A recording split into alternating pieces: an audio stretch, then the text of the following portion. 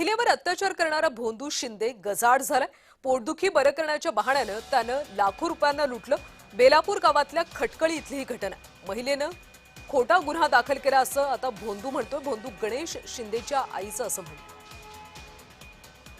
सिन्नर आणि संगमनेर पाठोपाठ आता श्रीरामपूर तालुक्यातल्या महिलेवर अत्याचार करणारा भोंदू गणेश शिंदे गजाआड केला। बेलापूर गावातल्या खटकळी इथं त्यानं दावल मलिक नावानं छोटा दरबार उभारला होता, जिथं हा भोंदू आलेल्या भक्तांना गंडवत होता। त्याच्या दरबाराजवळून या सगळ्याचा आढावा घेतला आमचे प्रतिनिधी जयेश सावंत। राज्यातील भोंदू बाबांचं सत्र काही थांबाचं नाव घेत नाहीये।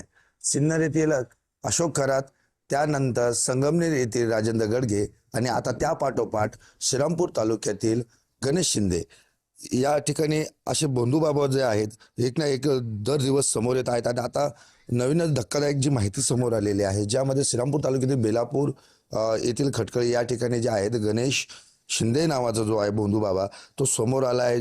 ज्या ठिकाणी दावल मलिक बाबा न्यास या नावाने ज्याचा दरबार चालत होता आणि या ठिकाणी जो आहे तो या ठिकाणी येणाऱ्या भाविकांकडून जे आहे त्याचे आजार असतील, त्याच्या अडचणी असतील त्या सोडवण्यासाठी या ठिकाणी मंत्रालय लिंबू असतील, उदी असेल, त्याचबरोबर अशा अनेक गोष्टी ज्या आहेत त्या करून त्या भक्तांकडून आर्थिक लूट केल्याची एक धक्कादायक माहिती समोर येत आहे। ज्यामध्ये एका पीडित महिलेला देखील अशाच पद्धतीने तिचा आजार बरे करण्याच्या नावाखाली जे आहे तिला जवळपास 18 ते 19 लाख रुपयाला लुटण्यात आलं। त्याचबरोबर तिच्यावरती जे आहेत बळजबरीने अत्याचार देखील करण्यात आल्याने एकंदरीतच बघितलं तर या अशा भोंदू बाबांच्या विरोधात जे आहेत आता जनता आक्रमक होत आहेत। मात्र आज श्रीरामपूर तालुक्यातील या भोंदू बाबाच्या जे प्रकरण समोर आलं आहे त्यामुळे आता नेमकी पोलीस या संदर्भात काय कारवाई करणार हे पाहणं महत्त्वाचं ठरणार आहे।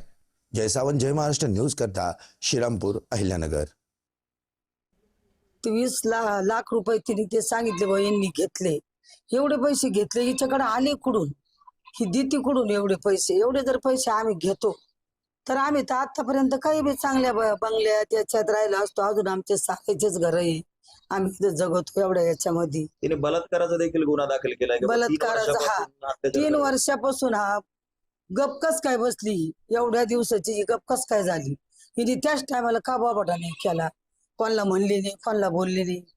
मग हिने आत्ताच काय हिला आलं? हिच्या मागं याच्या मागं कोण आहे? हा हात कोणाचा आहे हे आम्हाला सत्य समोर आणावं। देवाचं काम केलं असेल त्याने, पण वाईट काम तर केलेलं नाही।